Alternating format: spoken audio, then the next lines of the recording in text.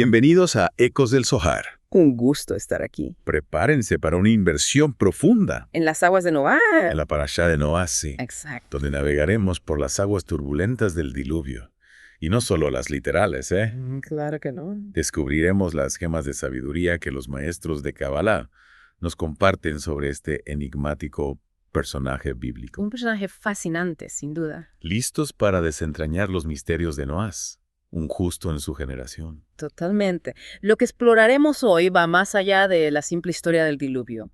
Interesante. Noah es como el primer, digamos, verdadero humano. Ajá. Después de una era de caos, Verdadero humano. nos ofrece lecciones valiosas sobre cómo rectificar nuestro camino y conectar con la luz incluso en medio de la oscuridad. Esa idea del verdadero humano me intriga. Los textos que compartiste mencionan que Noás nació circuncidado. Ah, sí. ¿Qué significado tiene esto en la Cábala? Buena pregunta. Sugiere que Noah estaba destinado a un camino espiritual desde su nacimiento. Es una pregunta fascinante. ¿La circuncisión en este contexto simboliza una conexión innata con la santidad? Imagina que Noah nace con una pureza que le permite resistir la oscuridad que lo rodea.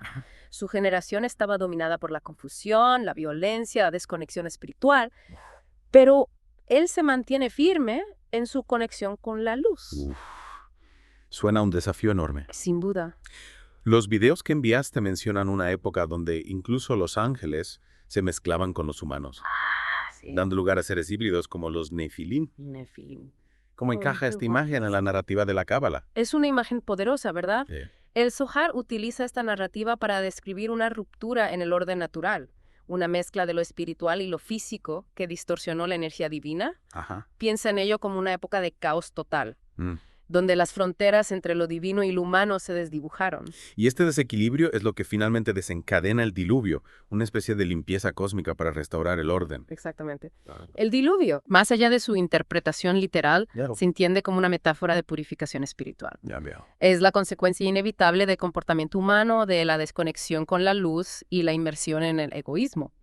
Un recordatorio de que nuestras acciones tienen consecuencias, tanto a nivel individual como colectivo. Los videos también mencionan el pecado original de Adán y Jabá y cómo sus acciones impactaron a todas las almas. ¿Podrías profundizar en este concepto? ¿De qué manera este evento repercute en nosotros hoy en día? Claro. El Zohar no ve el pecado como un acto moralmente malo en el sentido tradicional, Ajá. sino como una desconcentración del deseo de compartir al sentir placer. Ya veo. El segundo bocado de la fruta prohibida, después de haber experimentado la sensación placentera, simboliza esa desconexión. Es como si el primer bocado fuera puro, Ajá. motivado por el deseo de compartir con el Creador. Ya. Pero el segundo se enfoca en la gratificación personal, alejándonos de la intención original. Espera, entonces el primer bocado no fue un problema. No necesariamente. Es la intención lo que realmente importa. Exacto. El primer bocado, Ajá. al ser motivado por el deseo de compartir, representaba un estado de unidad y conexión con la luz. El problema surge con el segundo, cuando el placer personal eclipsa el deseo de compartir Ya. y nos desconecta de la fuente. Wow. Es una perspectiva diferente a la que solemos escuchar. ¿Y qué sucede con las almas después de este segundo bocado? ¿Cómo se ve afectada nuestra esencia por este acto? El Zohar las divide en 3 grupos: las que se retiraron al ver la inclinación al egoísmo, las que participaron en el acto y las que lo instigaron. Ya. Estas divisiones, más que un juicio moral, representan las diferentes manifestaciones del bien y del mal en el mundo. Ajá. Las diversas maneras en que nos relacionamos con la luz. Piense en ello como una semilla con diferentes potenciales. Y esto explica por qué algunas personas parecen inclinadas al bien y otras al mal desde que nacen. Estamos condicionados por este evento primordial. En parte sí, pero Zohar también introduce un concepto fascinante. Las almas nuevas. Almas nuevas. Estas almas llegan sin equipaje kármico Sin equipaje. y su propósito es enseñarnos a vivir con una conciencia más pura, libre de las ataduras del pasado. Imagina la posibilidad de nacer con una pizarra limpia, sin las marcas de acciones pasadas. Interesante. Listo para experimentar la vida con una perspectiva fresca. Eso suena increíble. Pero si estas almas no cargan con las consecuencias de acciones pasadas, no pierden la oportunidad de aprender de los errores, Bueno, como crecen sin enfrentar desafíos. es una excelente pregunta. Aunque estas almas no cargan con las consecuencias de acciones pasadas, su camino también presenta desafíos únicos. Imagina ser un alma pura en un mundo lleno de egoísmo y oscuridad. Su desafío radica en mantener su pureza y luminosidad en medio de la densidad, inspirándonos a todos a aspirar a una mayor conciencia. Entiendo. Sí. Es como si su camino fuera iluminar el mundo con su propia luz. Ahora, mencionaste algo llamado Klipá de Nogá en tus notas. Ah, sí. ¿Y cómo se relaciona con la sexualidad y el materialismo? ¿Podrías contarnos más sobre esta clipa? ¿Qué significa exactamente y cómo afecta nuestras vidas? Claro que sí. Clipa significa cáscara o velo que oculta la luz. Imagina una fruta deliciosa. Ajá. La cáscara la protege, Sí. pero también impide que veamos y disfrutemos su interior. La clipa de Noga, en particular, se asocia al planeta Venus, San Venus. que rige el amor, la belleza, Ah, y también el dinero y la sexualidad. Interesante. Venus, el planeta del amor ocultando la luz. ¿Cómo se manifiesta esta clipa en nuestra experiencia? ¿Es posible disfrutar de estos placeres sin caer en la trampa de la desconexión? Lo que el Zohar nos enseña es que el mal uso de la energía sexual, como las relaciones sin conciencia o la masturbación, alimenta esta clipa alejándonos de la luz. Es como si usáramos la energía vital para alimentar la cáscara en lugar de la fruta misma, perdiendo la oportunidad de experimentar la verdadera plenitud y conexión. ¿Y cómo se supone que debemos usar correctamente esta energía? ¿Qué significa tener relaciones conscientes? La clave está en la conciencia. El Zohar destaca la importancia de las relaciones conscientes, donde el placer se comparte con amor y respeto, elevando así la energía sexual a un plano espiritual. Es como si, en lugar de buscar solo la gratificación personal, nos enfocamos en la conexión, el compartir y la creación de un espacio sagrado con nuestra pareja. Entonces, tener relaciones con la persona adecuada y con la intención correcta puede ayudarnos a conectar con la luz. Es posible transformar un acto físico en una experiencia espiritual. Exactamente. El acto sexual, en su forma más elevada, puede ser una poderosa herramienta de conexión espiritual. Es como si fusionáramos nuestras energías individuales con la energía universal, creando una experiencia que trasciende lo físico y nos conecta con la esencia misma de la creación. Es increíble cómo la Kabbalah puede transformar nuestra perspectiva sobre temas tan cotidianos. ¿Cómo podemos aplicar esta sabiduría a nuestra vida diaria para experimentar una conexión más profunda con la luz? Lo que es fascinante aquí es cómo el Zohar relaciona la energía sexual con la energía creativa del universo. Ambas son fuerzas poderosas que, si se usan con conciencia, pueden generar vida y abundancia. ajá. Piensa en la capacidad de crear, no solo en el sentido físico, Ah. sino también en el plano mental, emocional y espiritual. La energía sexual, canalizada correctamente, puede impulsarnos a manifestar nuestros sueños y contribuir a la creación de un mundo mejor. Me gusta esa idea. Ah. Hablando de creación y abundancia, ¿crees que el diluvio también tuvo un impacto en el plano material? Después de todo, destruyó todo. Hay una lección sobre el desapego y la renovación en esta historia. Claro que sí. Mm. El diluvio simboliza también la destrucción del viejo mundo para dar paso a uno nuevo. Ah. Es un recordatorio de que a veces es necesario dejar ir lo viejo, lo que ya no nos sirve, Ajá. para que pueda surgir algo mejor.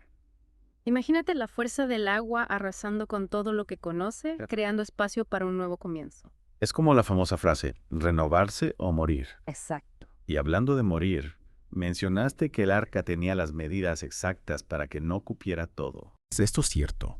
¿Qué nos dice la Cábala sobre las dimensiones del arca? Sí, es una de las muchas curiosidades que rodean la historia del arca. El Zohar nos dice que el arca se expandía a medida que los animales entraban, desafiando las leyes físicas que conocemos. Imagina un espacio que se adapta a la necesidad, que acoge a todos sin importar su tamaño o su pasado. Suena algo sacado de una película de ciencia ficción. ¿Qué significado tiene esto en el plano espiritual? ¿Acaso la luz tiene una capacidad infinita para acoger a todos los seres? El arca, en la Kabbalah, representa la protección y la salvación. Ajá. Su expansión simboliza la capacidad de la luz de contener a todos aquellos que la buscan, sin importar su tamaño o su pasado. Es como si la luz misma se expandiera para recibir a todo aquel que desea conectar con ella, ofreciéndonos refugio y guía en medio del caos. Es una imagen muy reconfortante, como un refugio en medio de la tormenta. Sí. Pero ¿qué hay de aquellos que no buscan la luz? Bueno, Quedan excluidos de este espacio de protección. el Zohar nos dice que la luz está disponible para todos, pero es una elección personal conectar con ella. Ya. La puerta del arca siempre está abierta, pero depende de cada uno de nosotros dar el paso y entrar. Entiendo. Es como si la luz nos esperara con los brazos abiertos, pero no nos obliga a entrar. Y no solo eso, mencionaste que el Zohar compara el arca con la Kabbalah misma. Ajá. ¿Podrías explicar esta analogía? ¿Cómo nos protege la Kabbalah de las inundaciones de la vida? Exacto. El Zohar compara el arca con la Kabbalah, ofreciéndonos las herramientas para navegar por los desafíos de la vida. Imagina que la Kabbalah es un mapa que nos guía a través del mar embravecido, un manual de instrucciones para construir nuestra propia arca interna. Me encanta esa analogía.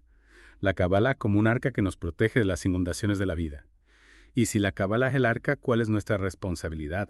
¿Tenemos que construirla nosotros mismos o simplemente subirnos a bordo? El Zohar va más allá y menciona que el propio Zohar es el arca para la última generación, la que vivirá en los tiempos más difíciles. Es como si los antiguos cabalistas nos hubieran dejado un legado, un barco listo para zarpar, Ya veo. lleno de sabiduría y herramientas para enfrentar los desafíos del mundo actual. ¡Wow!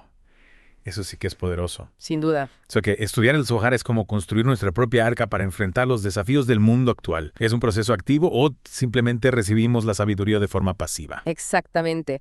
A través del estudio y la práctica de la Kabbalah podemos construir nuestra propia arca interna, un espacio de protección y sabiduría para enfrentar los desafíos del mundo. No es suficiente con solo leer los textos, tenemos que aplicar las enseñanzas a nuestra vida diaria, convertir la sabiduría en acción. Mira, me encanta esta idea. Pero dime, ¿cómo se conecta todo esto con Noash? ¿Por qué eres considerado un justo en su generación? ¿Qué lo diferencia de las generaciones anteriores? Esa es la pregunta clave. Y creo que ya tenemos algunas piezas del rompecabezas. Ajá. Noash representa la posibilidad de elevarse y rectificar incluso en medio de la oscuridad. Su pureza, simbolizada por su circuncisión, le permitió resistir la corrupción de su época. Es como si su alma estuviera blindada contra la negatividad, lo que le permitió mantenerse conectado a la luz. Y no solo eso, también se menciona que Noaj fue el primero en tener un verdadero deseo por el bien, lo que lo diferencia de las generaciones anteriores. Exacto. Es el deseo activo por el bien lo que lo convierte en un modelo a seguir. Exacto. O sea, Noash no solo se abstuvo de hacer el mal, sino que activamente buscó el bien. Esta es una distinción crucial en la Cábala, ya que no se trata solo de evitar la negatividad, sino de cultivar la positividad. Es como si en lugar de solo evitar caer en un agujero, nos dedicáramos a construir un camino hacia la luz. y esta búsqueda del bien es lo que le permite conectar con la luz y construir el arca. Es la acción, inspirada por la bondad, lo que nos acerca a la divinidad. Exactamente.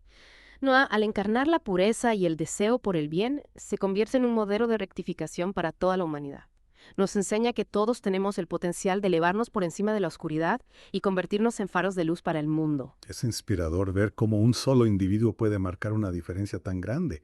¿Cómo podemos aplicar la historia de Noaj a nuestras propias vidas? ¿Qué podemos aprender de su camino para enfrentar nuestros propios desafíos? Lo que podemos aprender de Noah es que incluso en los tiempos más oscuros, la conexión con la luz es posible. Su historia nos recuerda que todos tenemos la capacidad de construir nuestra propia arca, de elevarnos por encima del caos y encontrar la salvación. No importa cuán difíciles sean las circunstancias, siempre hay una chispa de luz dentro de nosotros que podemos encender y compartir con el mundo. Es una lección poderosa para llevarnos de esta inmersión en la parashá de Noa. ¿Y qué más podemos aprender de esta porción? ¿Qué otros secretos se esconden detrás de la historia del diluvio? Hay mucho más que explorar, pero creo que es un buen punto para hacer una pausa. Entiendo. En la siguiente parte de nuestra inmersión nos adentraremos en los detalles de la construcción del arca y cómo esta metáfora nos puede guiar en nuestro propio camino de crecimiento espiritual. Estoy ansiosa por continuar.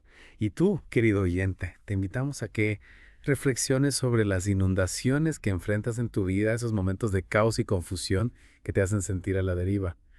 ¿Cómo puedes aplicar las enseñanzas de Noah para navegar por estas aguas turbulentas? Recuerda, la Kabbalah nos ofrece las herramientas para construir nuestra propia arca, para encontrar la luz en medio de la oscuridad y para convertirnos en justos en nuestra generación, inspirados por el ejemplo de Noah y su camino de rectificación. Hasta la próxima, en Ecos del Zohar. Hasta pronto. Retomando nuestra inmersión en la parashá de Noah.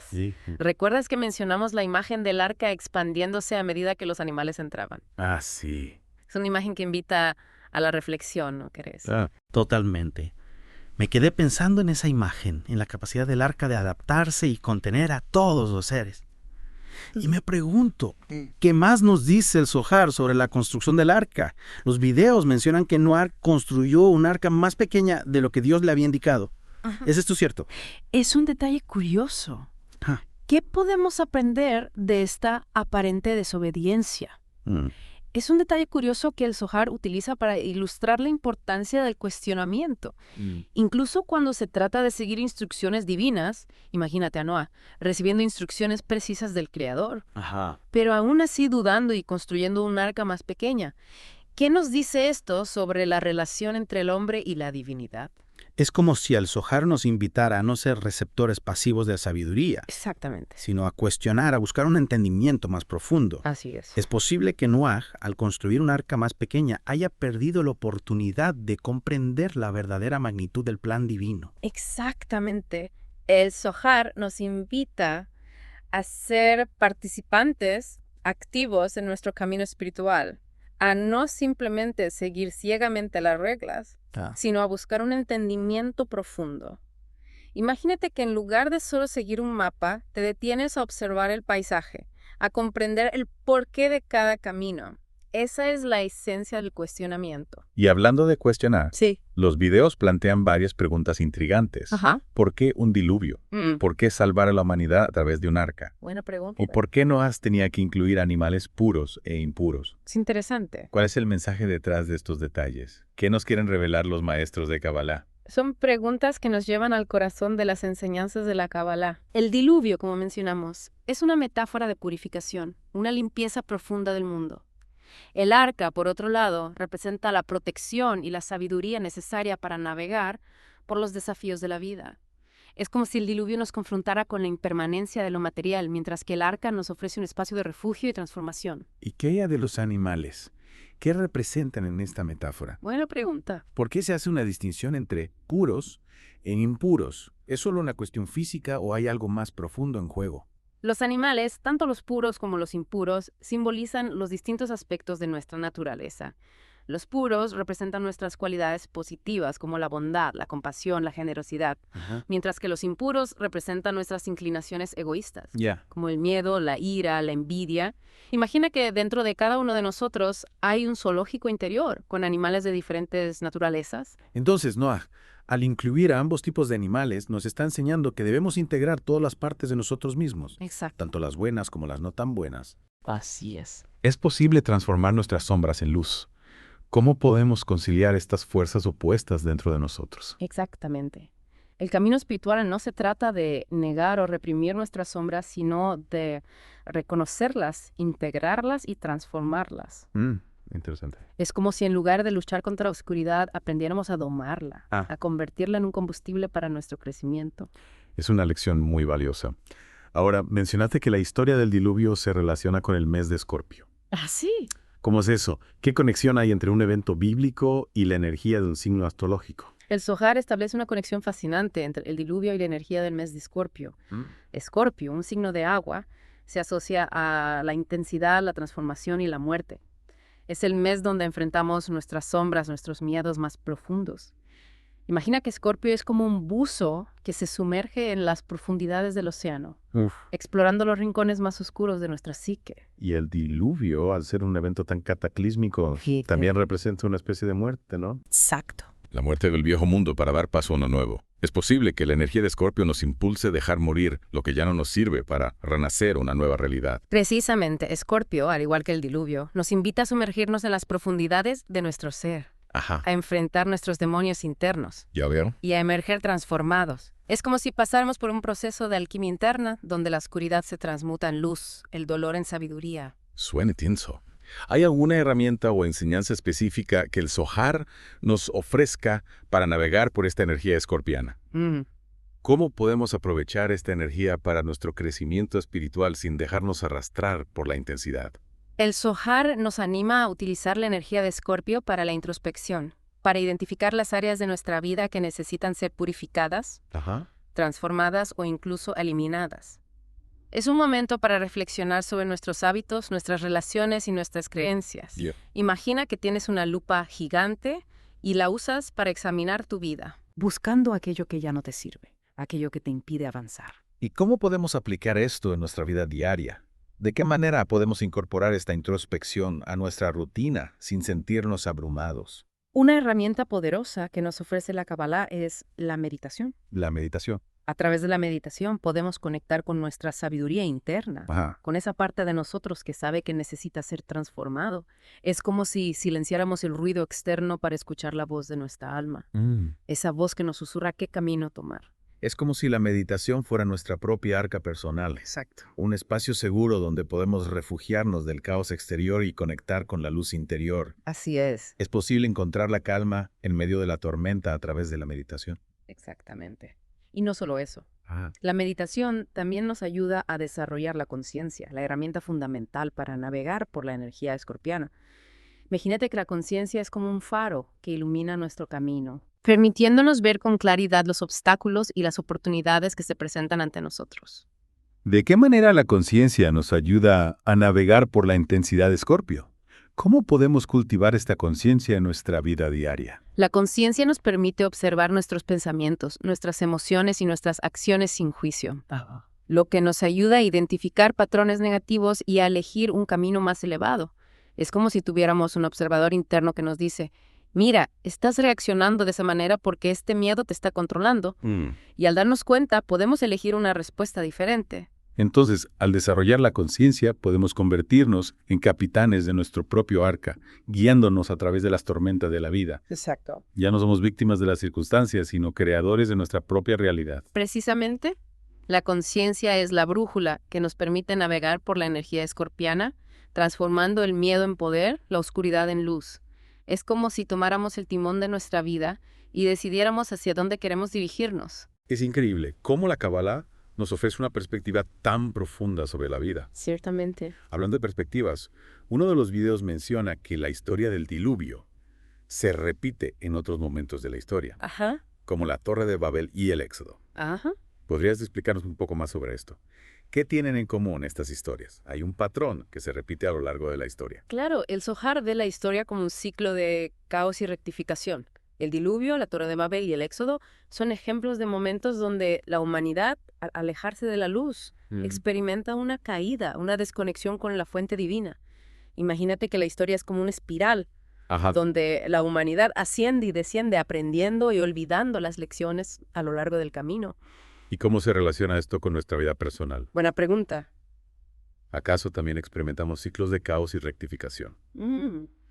Podemos aprender de la historia para evitar repetir los mismos errores. Todos experimentamos nuestros propios diluvios a lo largo de la vida. Momentos de crisis, de pérdida, de confusión. Ya veo. Donde sentimos que nuestro mundo se derrumba.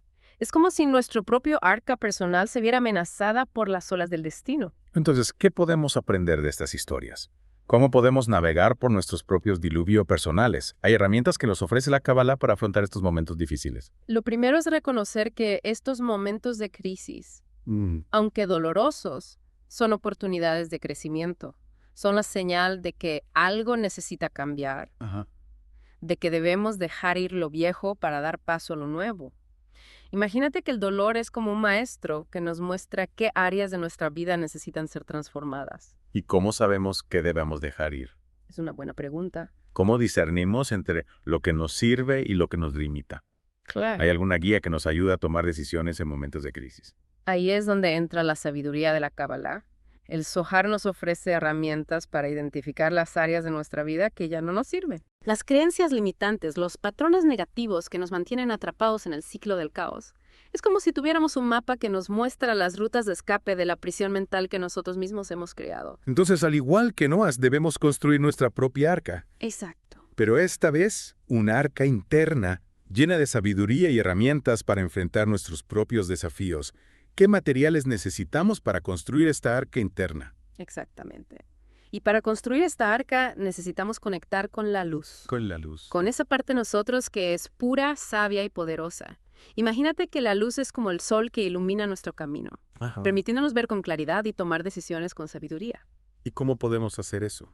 ¿Cómo podemos conectar con la luz en medio de la oscuridad? Buena pregunta. ¿Hay prácticas o técnicas específicas que nos ayuden a fortalecer esta conexión?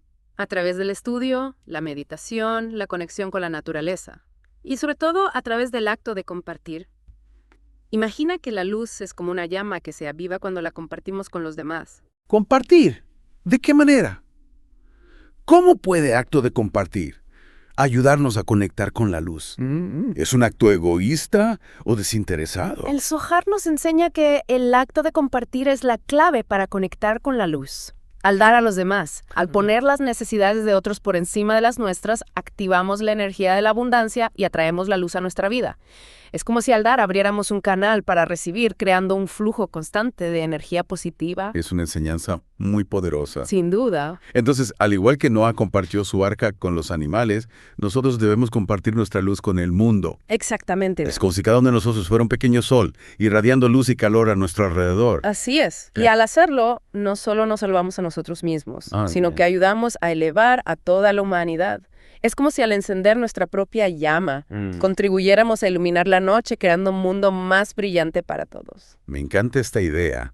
Es un recordatorio de que todos estamos conectados. Y que nuestras acciones tienen un impacto en el mundo que nos rodea, como si fuéramos parte de un gran tapiz, donde cada hilo está conectado a los demás, creando un diseño único e irrepetible. Lo que es fascinante aquí es cómo la Cábala conecta la historia personal con la historia universal. Al igual que Noah enfrentó el diluvio, nosotros enfrentamos nuestros propios desafíos. Sí. Y al igual que él construyó un arca para salvarse, nosotros también podemos construir la nuestra. Es como si cada uno de nosotros fuera un pequeño Noah navegando por las aguas turbulentas de la vida, buscando la luz y la salvación. Y no solo eso, al construir nuestra propia arca, contribuimos a la construcción del arca universal. Exacto. A la elevación de toda la humanidad. Así es. Es como si cada acto individual de bondad, compasión y sabiduría se sumara a un gran esfuerzo colectivo para crear un mundo mejor. Exactamente. Cada acto de bondad, cada gesto de amor, cada esfuerzo por conectar con la luz es una pieza que se agrega al gran rompecabezas de la rectificación. Es como si cada uno de nosotros fuera un artista, contribuyendo con su propio color y forma a la creación de una obra maestra universal. Es una imagen hermosa. Pero dime, si Noah construyó el arca para salvarse del diluvio, ¿qué tipo de arca necesitamos construir nosotros para enfrentar los desafíos del mundo actual? ¿Qué herramientas y materiales necesitamos para construir un refugio seguro en medio de la tormenta? Esa es una pregunta fundamental y creo que es un buen punto para hacer una pausa. En la siguiente parte de nuestra inmersión exploraremos cómo las enseñanzas de Noah se aplican al mundo moderno. Y cómo podemos construir nuestra propia arca para navegar por las aguas turbulentas de la vida. Suena fascinante. Y tú, querido oyente, te invitamos a que reflexiones sobre las herramientas que necesitas para construir tu propia arca. Esas cualidades, prácticas y conocimientos que te ayudarán a enfrentar los diluvios que inevitablemente se presentarán en tu camino. ¿Qué necesitas para sentirte seguro y protegido en medio de caos? Exacto. Retomando nuestra inmersión en la parasha de Noah y la pregunta que dejamos abierta. ¿Qué tipo de arca necesitamos construir nosotros para enfrentar los desafíos del mundo actual? Si Noah construyó un arca física para protegerse del diluvio, ¿qué tipo de refugio necesitamos para navegar por las inundaciones de la era moderna? Exacto.